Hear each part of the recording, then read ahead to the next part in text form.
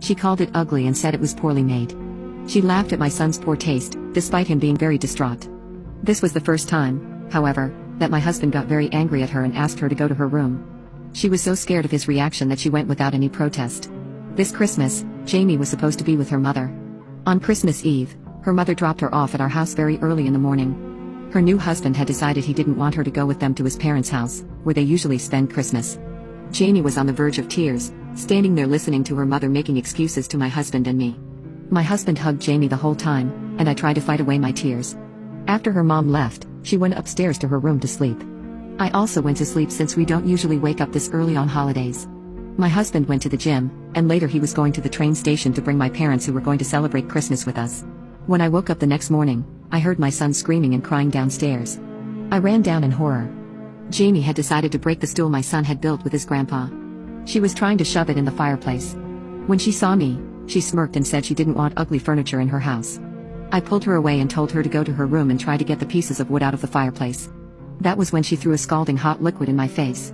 It was hot cocoa. I yelled in pain, and my son started panicking, so I ran to him to tell him that I was fine. Jamie stood there laughing. I took my son upstairs and went back to her. I grabbed her hard by her arm and started pulling, pushing, and dragging her up to her room and locked the door. My husband came home with my parents moments later. My mom took me to the emergency room, and my son insisted on coming with me. I had a second-degree burn on my cheek and neck. When I went home, my husband was so mad at me for assaulting Jamie by using force to get her to her room. He told me I should have had compassion knowing how hurt she was by her mother's abandonment. I told him that I have had enough of this. I am living a nightmare half of my life, having to go on eggshells in my own home whenever she's around. My son is a prisoner in his own room when she's living with us, too terrified to cross a boundary of hers. I told him that I didn't know how to handle this. It was a mistake from the beginning that I wasn't allowed to be a parental figure in her life with authority. He disagreed and told me that she has a kind heart and needed patience, but the thing is I don't think she does. She targeted my son's handiwork, fully aware of its sentimental value.